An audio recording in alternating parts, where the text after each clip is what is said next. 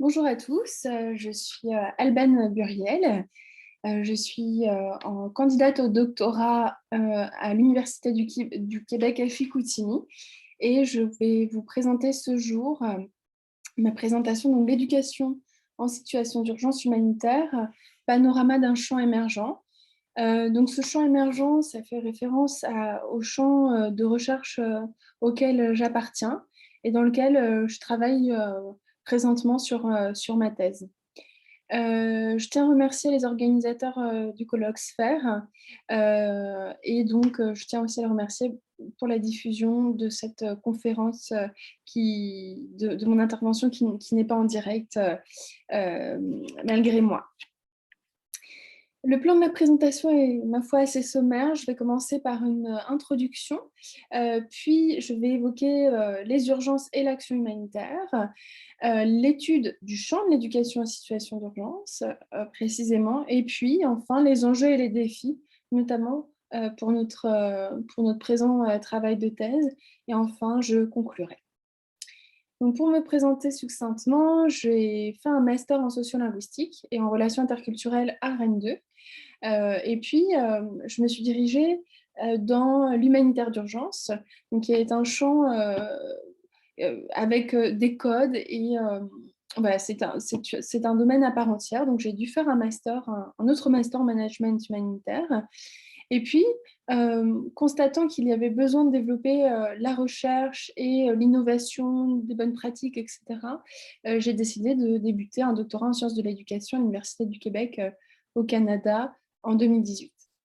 Donc, j'ai fait plusieurs terrains de recherche au Kurdistan irakien, euh, et notamment pour mon mémoire. Et donc, j'ai travaillé donc, en Syrie et en Irak pour former des formateurs, animateurs, travailleurs sociaux de plusieurs ONG aux pratiques artistiques et aux médiations interculturelles, notamment. Et donc, voilà, je fais mon terrain aujourd'hui en une thèse en ingénierie didactique coopérative en Irak auprès de Yazidi. Donc aujourd'hui, je vais vous présenter mon champ global parce qu'il est assez peu connu en France et en général dans les milieux francophones et qu'il devrait être amené à se développer. Donc les urgences et l'action humanitaire, déjà, les crises ont un impact fort sur les populations. Donc les crises sont en général durables il y en a encore aujourd'hui, il y a des foyers vifs. Hein. Il y a 250 millions d'enfants qui vivent aujourd'hui dans ces pays et dans ces zones de conflit. Il y a 125 millions d'enfants et de jeunes âgés de 3 à 18 ans qui sont directement impactés par la violence dans 35 pays au niveau mondial et ayant des besoins urgents de support éducatif. Alors, on dénombre quelques violences graves faites aux enfants en temps de conflit armé. Et le Conseil de sécurité en définit 6. Donc les meurtres et mutilations, association d'enfants à des forces et des groupes armés, les enlèvements, les violences sexuelles, les attaques d'hôpitaux et écoles, et encore le déni d'accès humanitaire. L'étude du champ de l'éducation en situation d'urgence, eh bien, on dévoile déjà l'existence de champs de pratique de l'éducation en situation d'urgence. Il y a une intégration en 2005, notamment par l'Office de coordination des affaires humanitaires de l'ONU, qui donc crée des groupes intersectoriels et sectoriels pour l'humanitaire et définit l'éducation comme le 4e pilier de l'humanitaire. Donc, on officialise le fait que l'éducation soit une urgence, soit au même titre que l'alimentation ou encore l'abri ou la sécurité. Ce champ de recherche qui se développe à travers les pratiques, donc après 2005, hein, après vraiment l'avènement de ce pilier-là, est une recherche basée sur les pratiques de terrain et une recherche appliquée, qui est réalisée souvent auprès des ONG internationales, comme Save the Children ou UNICEF par exemple. Voilà, donc il y a des recensions des écrits et des ethnographies dans des camps déplacés qui ont été faites en Irak, donc dans des recherches précédentes. Et donc, il y a cette présentation se base aussi sur un état de l'art, hein, qui a été fait et qui dévoile que c'est un domaine de recherche largement francophone. Donc, on a fait notamment une métasynthèse. Alors, comme je vous disais, les clusters, donc là, on voit qu'il y a plusieurs domaines d'intervention. Et donc, on voit notamment donc, en haut la santé, la logistique, la nutrition, la protection, l'abri, l'eau, l'assainissement, l'abri, le camp, la coordination, vraiment la gestion des camps. Le early recovery, donc ça, c'est vraiment tout ce qui a trait à ce qui intervient juste après la crise. Et puis, il y a l'éducation, ou encore les télécoms et la sécurité alimentaire. L'éducation en situation d'urgence, en fait, ça intervient à ce moment-là où il y a l'urgence, lorsqu'une crise se déclare, eh bien, il y a ce moment d'urgence avant le relèvement, la reconstruction, le développement et l'institutionnalisation. Donc, le but, c'est vraiment de viser cette continuité en intervenant dans l'urgence. Et bien sûr, ce qu'on vise, c'est que l'État, c'est que le système soit stable et qu'on retourne à la normale. Voilà. Alors, l'éducation en situation d'urgence vise à promouvoir le bien-être socio-émotionnel et psychosocial des jeunes, des enfants. On considère que l'école peut apporter une stabilité, un bien-être, qui va être donc, l'école va avoir un bienfait sur les enfants. Parce que aussi, deuxième point, elle permet de protéger physiquement et socialement la santé mentale contre les effets de violence, etc. Elle va bien sûr participer à maintenir des compétences scolaires et réintroduire la scolarisation. Hein, ça va éviter les déscolarisations à long terme et aussi elle va rétablir le sentiment de sécurité, hein, le sentiment de normalité, de stabilité, de structuration pour les enfants et leurs familles. Alors, il faut savoir que le droit à l'éducation est le texte le plus ratifié. Hein, voilà, c'est la Convention relative aux droits de l'enfant en 1989.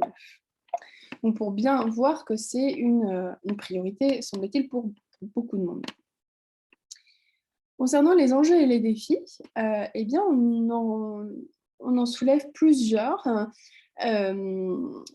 enjeux. Alors déjà, il y a un accès à l'éducation formelle et des programmes d'éducation non formelle, des écoles du soir, d'été et des activités psychosociales diverses, créatives. Alors, il faut savoir que ces défis-là, c'est comment passer de l'éducation formelle, de l'éducation non formelle, à la réintroduction de l'éducation formelle. Donc ça, c'est un premier point. Est-ce que c'est bon? Est-ce que c'est pérenne? Etc. Le deuxième point, c'est l'accès aux ressources en ligne. Et le Covid-19 nous l'a clairement montré au niveau vraiment mondial, hein, cette crise d'ampleur internationale, au curricula en langue des apprenants et apprenantes et au niveau scolaire. C'est-à-dire que souvent, les enfants réfugiés, ça arrive qu'ils n'aient pas un accès aux ressources de leur pays, hein, donc c'est une scolarité différente, et bien sûr en langue qui n'est pas la leur. Donc ça aussi, c'est des défis à prendre en compte. Un autre de ces défis, c'est de former les personnels aux besoins spécifiques de l'urgence et de maintenir le salaire de ces personnels éducatifs. Et former aux besoins spécifiques, c'est par exemple travailler sur les aspects psychosociaux et du bien-être socio-émotionnel et aussi à avoir une scolarité qui n'est pas normale. Donc, avoir par exemple euh, des créneaux du soir, hein, pour les enfants qui travailleraient parce que ça existe. Un autre des défis, c'est de prévenir le ciblage des écoles, des propagandes et du prosélytisme dans l'espace scolaire. Même si l'on considère que l'école est un lieu de protection, elle est aussi la cible d'attentats et aussi de prosélytisme et de propagande de groupes, notamment on le voit, de groupes islamistes au Moyen-Orient et un peu partout. Hein. C'est par exemple Boko Haram aussi au Nigeria, etc. Et puis, donc, il faut aussi pouvoir accéder physiquement à l'école avec le transport, l'achat du matériel. On a un petit peu vu le travail des enfants et le creusement des inégalités. En général, les crises vont creuser les inégalités, les pauvres vont être encore plus pauvres, les handicapés vont avoir encore moins, les personnes handicapées vont encore avoir moins d'accès aux services, etc., etc. Alors, les défis de la recherche, alors ça suit bien entendu les défis des pratiques et des activités en cours, mais les défis de la recherche plus spécifiquement, c'est que les études et les analyses en urgence versus le développement, donc visée et transition continuité.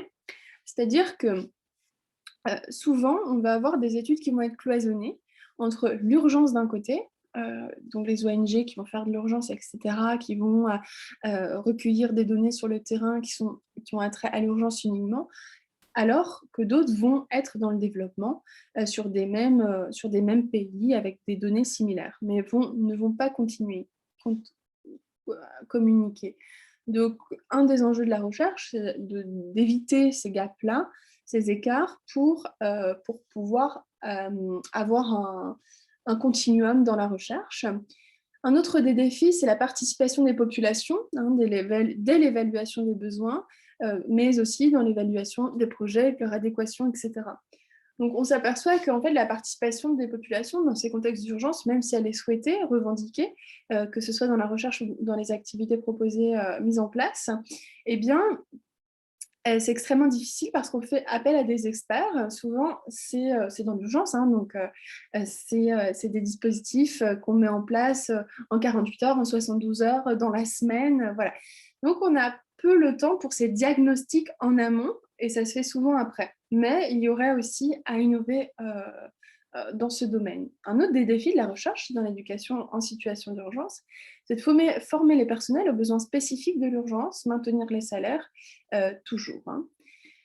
Enfin, les deux derniers, donc c'est travailler sur l'anticipation des besoins, des politiques publiques, des préventions des risques et des curricula adaptés, hein. C'est-à-dire que la recherche devrait pouvoir anticiper, permettre aux décideurs politiques notamment, de construire des curricula adaptés, préventifs aux pays concernés. Enfin, elle devrait permettre d'améliorer des pratiques des ONG internationales pour éviter ce risque de hors-sol et donc favoriser des meilleures coordinations. Et j'irais même jusqu'à dire des pratiques des personnels humanitaires. Alors, quelques défis pour notre recherche en cours de thèse que je n'ai pas présenté aujourd'hui, puisque ce n'était pas l'objet de ma présentation. Par contre, je vous invite, si ça vous intéresse, à me contacter. Je vous laisserai mon mail à la fin de la présentation, ou encore aller voir mes précédentes recherches, et avec grand plaisir pour échanger sur mon travail de thèse. Donc, les défis en jeu que nous constatons pour notre travail de thèse en ce domaine, c'est déjà des défis quant à la coopération avec les personnels dans la recherche-action par des chercheurs professionnels de l'éducation. Ça nous semble primordial, c'est faisable, et voilà, c'est très peu fait. On va avoir vraiment, comme je disais, des recherches développement, hein, ou des recherches appliquées, des recherches commandées par les ONG. On va avoir encore trop peu de ces chercheurs professionnels qui ont un regard, on va dire, informé sur la question et qui puissent mobiliser les personnels humanitaires dans le cadre d'une recherche-action. C'est très rare. Il y a un autre défi sur la documentation de formation et des guides pratiques, hein, qui peut être favorisé avec notre ingénierie didactique coopérative, hein, qui va comme une design-based research, c'est-à-dire une recherche basée sur le design, sur la conception. Ça va nous permettre de mettre à l'épreuve du matériau didactique pour ensuite créer du contenu de formation. Les limites de la recherche établie, la mesure de résultats et non d'impact, c'est aussi l'un des défis, c'est de se restreindre la portée de la recherche, puisque comme je vous l'ai dit, c'est l'urgence, même si après on peut l'utiliser dans d'autres sphères, c'est de se dire qu'on ne cherche pas des mesures d'impact, ce n'est pas possible. Par contre, on peut mesurer des résultats, on peut décrire des situations, on peut les analyser collectivement, mais il y a des limites claires. Enfin, il me semble un autre défi important, c'est l'invitation au partage de données anonymées pour d'éventuelles poursuites de recherche, hein, en données secondaires. Parce que l'accès au terrain se fait difficilement sur ces zones-là, pour évidemment des raisons de sécurité évidentes. Et voilà, il faudrait pouvoir inviter au partage de données primaires et pas seulement. Il faudrait des corpus beaucoup plus larges, me semble-t-il. Voilà, merci beaucoup pour votre attention. Voilà, je ne peux pas participer au chat en ligne, au temps de discussion, mais je serais vraiment ravie de recevoir votre question et de discuter de mon travail. Merci à tous. Au revoir.